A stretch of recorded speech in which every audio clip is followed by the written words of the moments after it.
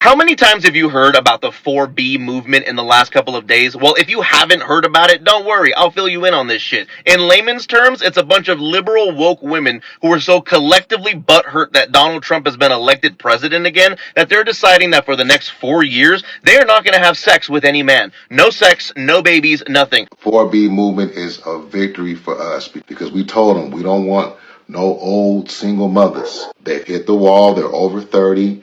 They had children before they got married, and they got a high body count. They're doing us a favor.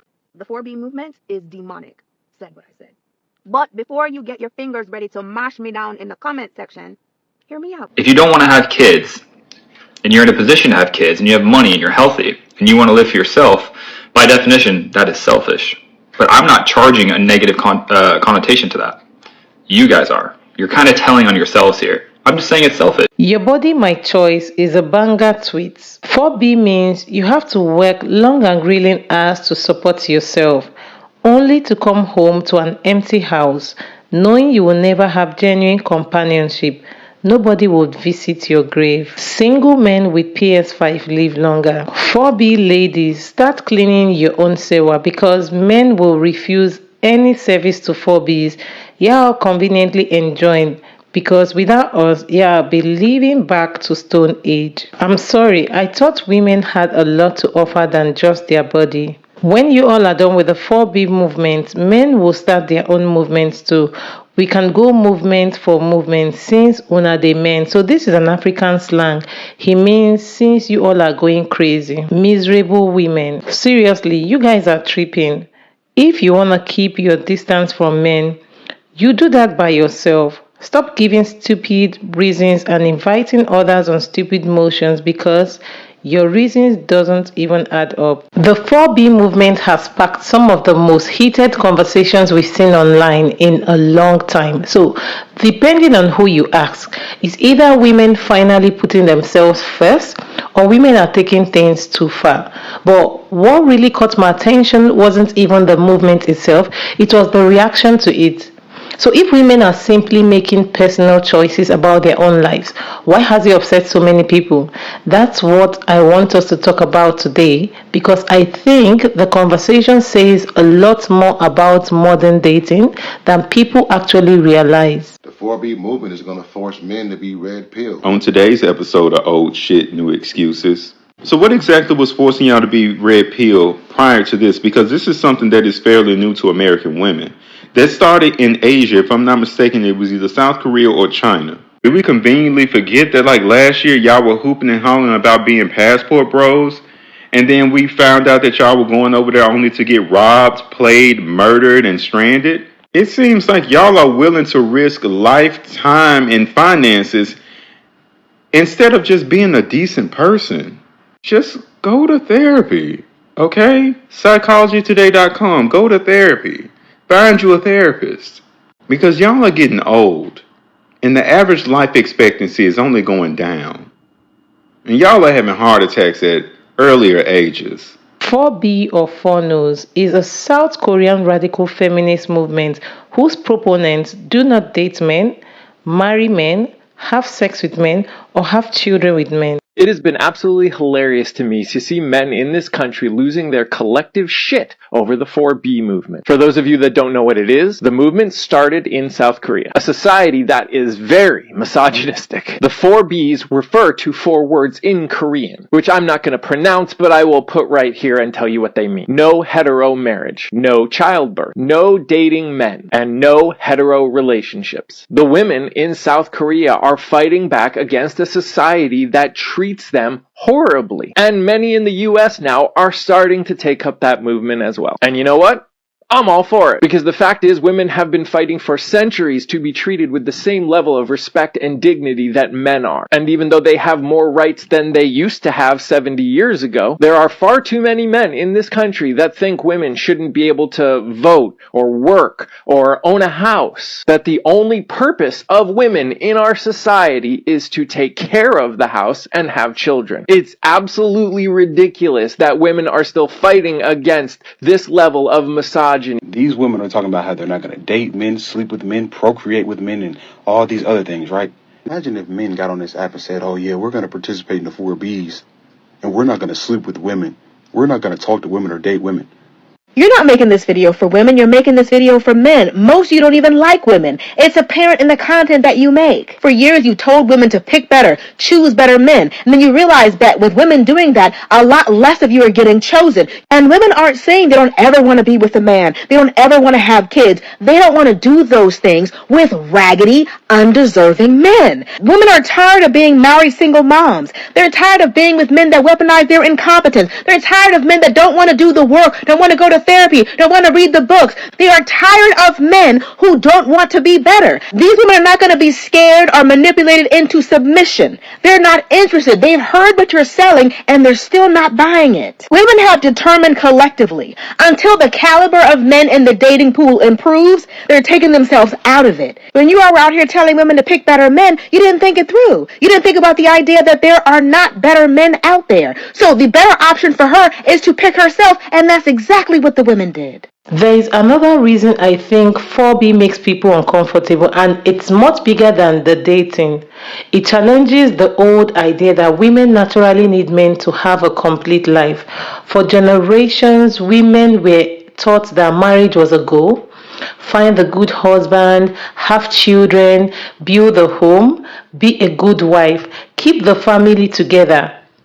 There was a very specific path that women were expected to follow for a very long time. So there was also a very practical reasons why women depended on men. Money, property, social status, security, and access to opportunities were not always equally available to women. But the society has changed now.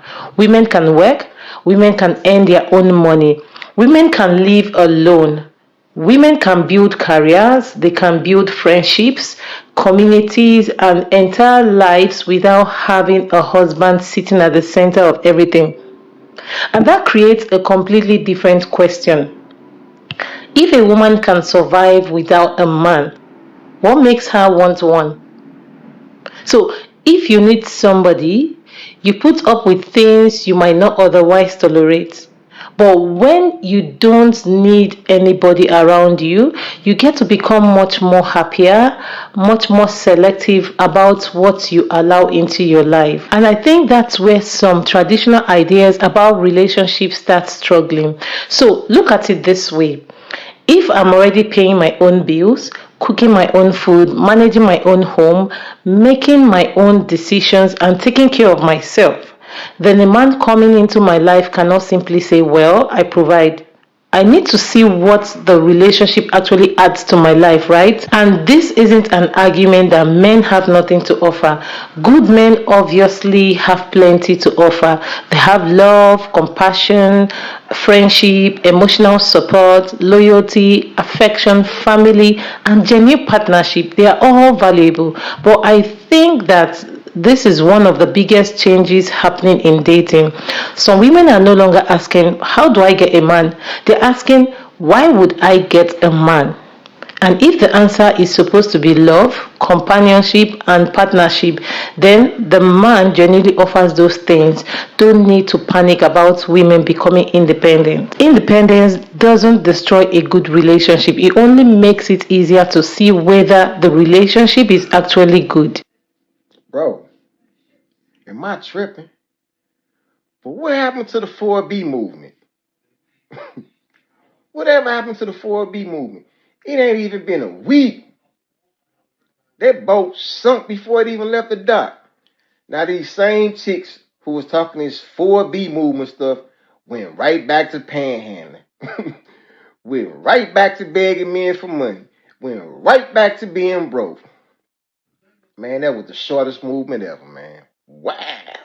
It's a different movement every 3 days. It actually lasted 24 minutes, 7 seconds. Movements, much like their behavior, is based on how they feel in that moment. They just be talking, but they can't stick to anything they say. I feel like those who preach 4B are still gonna go back to their exes. They realize they need us. The 4B movement is literally women taking accountability. Like, literally. We've been hearing for the longest time that women need to take accountability. We choose Pookies and Ray Rays. We are ran through. We are having outside babies or babies out of wedlock. We're causing all the disruption in men's lives. We don't have anything else to offer. We don't bring anything to the table. I feel like 4B is the number one way for a woman to take accountability. Because, see, now we're not picking Pookies and Ray Rays. We're not dating because we don't know how to pick right. So I'm like, oh, my God, I keep picking all these Pookies and Ray Rays. What am I going to do? I got to work on myself. So I need to be single and work on myself so that I don't pick Pookies and Ray Rays. So no dating, right? Nobody wants to marry us, right? We're all ugly. No man wants us. So we don't have to worry about the marriage aspect. So we won't be getting married. I don't want to be blamed for being a single mother and raising kids in single mother households without a father. So I won't be giving birth to anybody's kids, right? And we're closing up shop. So we're not having smecks with anybody. What more do you guys want? I was on West 4B with Supreme in her panel yesterday. I go on her panel a lot, actually. And we were all talking about how we make men so miserable. They complain about everything that we do. If the sun comes up, that's women's fault. If the birds come by and shit on your car hood or your car windshield, that's the women's fault. Everything is our fault. Y'all blame us for everything. So we're not going to engage anymore. So let's talk about the pick better men argument. And this is the part that makes the whole women need to take accountability argument so backward to me. For many years, women were being told the same thing over and over again. Choose better men, don't ignore the red flags, stop dating bad boys, stop choosing Pookies and Ray Rays, stop having children with the wrong man. Stop giving access to men who clearly don't deserve them. And honestly, women have heard these messages so many times that I think some people forget what happens when women actually decide to take it seriously. Because what happens if a woman genuinely looks at the dating pool and decides she doesn't like what she's seeing? What happens if she goes on dates, gets into relationships, gets disappointed, learns from those experiences, and eventually decides that she would rather be single than keep gambling with her peace? At that point, what actually are you going to tell her? Are you going to tell her to keep choosing? That there has to be somebody out there? But what if she doesn't want to keep searching? That's the part I think gets missed a lot. Choose better. It sounds simple when you're giving the advice from outside, but you're not the one going through the dates. You're not the one finding out 6 months later that the charming man you met has no interest in doing his share of the work. You're not the one discovering the man who promised he wanted a partnership actually meant he wanted a woman who would make his life easier. And eventually, a woman can get tired of treating dating like a search project. She might start thinking, you know what? Maybe I don't need to find a perfect man. Maybe I can just stop looking. That's where the 4B becomes interesting to me, because this isn't simply about women raising their standards. It's women questioning whether they even want to participate in the process anymore. And I think some men are uncomfortable with that distraction.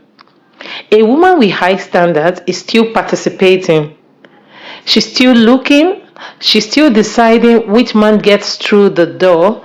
But a woman who has decided she doesn't want the door at all is a completely different situation. You can't tell a woman for years that she's responsible for choosing better, and then you become angry when she decides that one of her better choices is choosing herself. So if a woman really is supposed to be free and make her own decisions, then that freedom has to include the decision not to date, even when men don't like the outcome. 4B movement is a victory for us because we told them we don't want no old single mothers. They've hit the wall. They're over 30. They had children before they got married, and they got a high body count. They're doing us a favor. I don't care how many men make videos like this, act like they don't care that women don't want to marry them or have their children. We're all very well aware that there is a single male loneliness epidemic going on right now. There's not a single woman loneliness problem. The 4B movement is about decentering men, and here they are doing what they always do, and that's putting themselves in the center of somebody else's movement. They have been trying their hardest to co-opt any movement that women get. We say we want a soft life, here they are talking about they're in their soft guy era. We say sprinkle, sprinkle, now they're talking about drizzle, drizzle. Like every time we make a movement, they try to mirror us. How are you the leader when we're always following us? I guess we must be the leaders. I think the men are becoming afraid because they're realizing a woman's power. When they see these decreasing rates of marriage and childbirth, they're realizing that it's the women who have decided to make it that way. So they've always come up with some kind of scare tactic, some kind of manipulation, but the latest tactic is to act like it was their idea. We actually like this, right, fellas? We wink wink, yeah, we this is what we want too. No, this isn't what you want, but it is what you're going to get. The manipulation and scare tactics aren't working, and they never will. You're going to have to do the one thing you have been avoiding the whole time, and that is change and become a better man if you ever want to be with any one of these women. No one is settling for you anymore. One of the funniest parts of this entire conversation is watching some men insist that 4B is actually a victory for men. And look, if you genuinely don't want marriage, you don't want children, sex, or relationships, congratulations. That's your choice. Nobody should be trying to force you into any of those. But what I do find interesting is when somebody supposedly doesn't care about women's choices, yet spends hours making videos explaining how much they don't care. At some point, you have to ask why the announcement is necessary. Because if a woman says, I'm not dating men, and a man genuinely doesn't want to date her, he can simply say, okay, that's it. That doesn't need to be a 30-minute speech about how women are old, how women are unattractive, how much experience, or how they are going to regret it, how they have hit the wall, or how they are doing men a favor. Why? If you're genuinely happy about the situation, why are you so angry about it?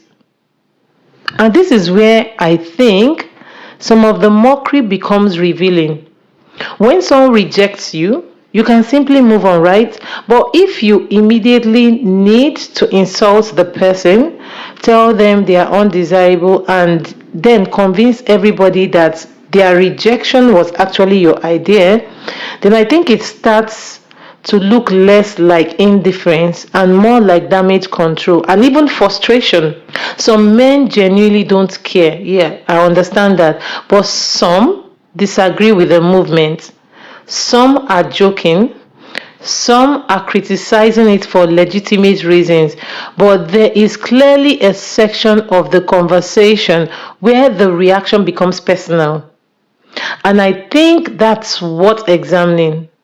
If a woman is allowed to say, we don't want this anymore, then men are allowed to say, fine, we don't want it either. Everybody can walk away because you can't force someone to desire you. And you definitely can't insult someone into wanting you back. Men are obviously missing the point with this 4B movement, so I decided let me just read off a couple of things that men have done to me in my past, and maybe through this, guys will empathize and understand. There was a man who cut me with a knife on my leg in his car, and then held the knife up to my throat and told me I could drape you right now, and then forced me to give him a BJ. A man asked me over to watch a movie, and then he forced his way on top of me and begged me for smecks.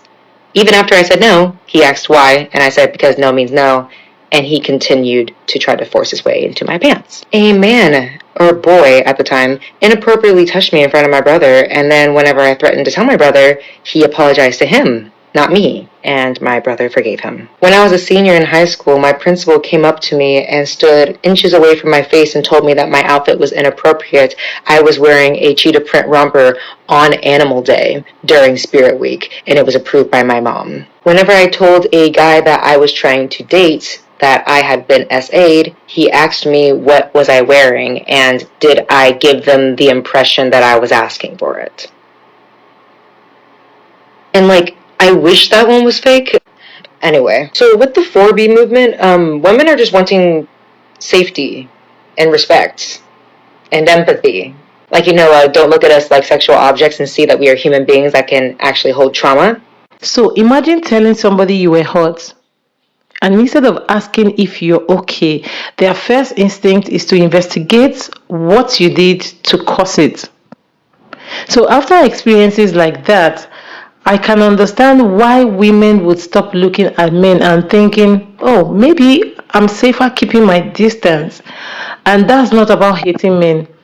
It's about what repeated experiences can do to somebody's willingness to trust. And whether somebody agrees with the movement or not, you can't really understand why some women are choosing distance if you're only looking at the decision and ignoring everything that made that decision feel reasonable to them. I'm so glad you asked. The 4B movement is a movement in South Korea right now where the misogyny and sexism is so bad that South Korean women have decided to opt out of dealing with men entirely. That is not a joke. That is not an exaggeration. They are not dating men. They are not marrying men. They are not having children with men. They're not even sleeping with men anymore. And it's called the 4B movement because the Korean words for those four things all start with the letter B. This kind of first started happening around 2016 when Kim Ji-young, born 1982, a novel came out. And it is a fictional book about a Korean every woman and all of the misogyny and sexism that she's experienced from literally being a child all the way to her being an adult, suffering with postpartum depression after having her child. Now, this book became a runaway bestseller among South Korean women because they were like, she's just like me for real. And that's kind of when it started cooking, right? Now, the movement officially got its name in 2019, and it's just been going ever since. It's so successful, in fact, that now South Korea has one of the lowest birth rates in the world. The number of deaths in South Korea outnumber the number of births in South Korea. And it's hilarious because all the men and the government are like, oh my God, what do we do? They don't want to like talk to us. They don't want to date us. What do we do? Like everything's in shambles. We don't know what to do. When South Korean women have been very clear from day one, they're like, hey, either you get your act together or we are literally eliminating all of this. Like, we are shutting it down. So that's the 4B movement and why I'm so obsessed with it and why I think we should have the 4B movement everywhere. Thanks for listening. What this is for the first time is it's a statement saying, stop centering men. And why is that so important? Because it's not a natural thing to do. But as women living in a patriarchal society for literally millennias and being used as a human resource for men, because that's how patriarchy works. But whether you like it or not, men were meant to benefit in this structure. Or it's meant to look like men benefit from this structure. But if you really look at it, it's made the men weak. And it's made them believe that they are only useful for two things, protecting and providing. I know men are much more than that. But centering men is really not in our nature. And what's happening is we're waking up, we're realizing that we need to be centering ourselves. I think the phrase decentering men scares men because they hear it as women are going to hate on men now. That's not necessarily what it means. A woman can love men and still stop organizing her entire life around male approval. She can date men without making marriage the price at the end of her life. She can enjoy male companionship without thinking that she has failed because she's single. She can be attracted to men without believing that getting one to choose her is a proof that she's valuable. And honestly, women have been taught to center men in ways that can be so normal that we don't even notice it anymore. How do I look at men? Will he find me attractive? Am I too old? Am I difficult? Am I a wife material? Why hasn't he proposed? Why did he choose her?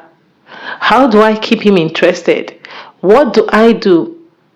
And what do I need to change so that he doesn't leave me? So look at how many questions in a woman's life can quietly become about being acceptable to a man.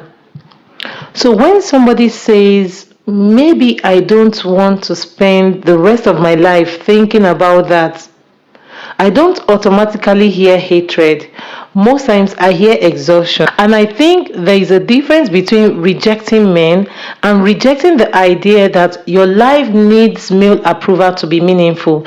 A woman can wake up one morning and decide that she wants to spend more time with her friends, she wants to build her career, travel, create something, take care of herself, enjoy her hobbies, or simply live quietly without constantly thinking about whether some man is going to come along. And that doesn't make her anti-man. It only makes her life bigger than dating. And if a relationship eventually comes along and that genuinely improves that life, great. But it has to improve it. That's the part that changes everything. When a woman is no longer desperate to be chosen, she has more room to ask whether she actually likes that person doing the choosing. And I think that's a very healthy question, because being wanted is nice, being loved is beautiful, but being wanted by someone you don't even enjoy being around isn't some great achievement. As for 4B, it is like the mirror image to men going their own way, right? MGTOW or Red Pill. And what I find interesting about this is that I think it's right. I totally understand why men are opting out and women are opting out, because historically, our relationships have been transactional. The relationship between men and women has always come from a place of scarcity and need, because historically, we have not been able to provide everything we needed for ourselves. Men couldn't do it and women couldn't do it. So men looking to women for emotional labor, for zigs, for things of that nature, women looking to men for financial stability, right? And it was a trade. And I don't think, that can be done in a way that is conscious, but for the most part, like it came from a place of like need and void, and we are entering into this time where for the first time in human history, we can provide everything we need for ourselves. We can be truly sovereign.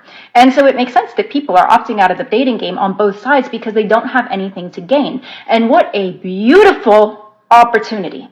And that's the part that people are missing, is they want to point to the other side that like, oh, there's something wrong with you and all women this and all men that, and that shouldn't be the conversation. The conversation should be like, oh, we no longer need each other the way that we used to survive.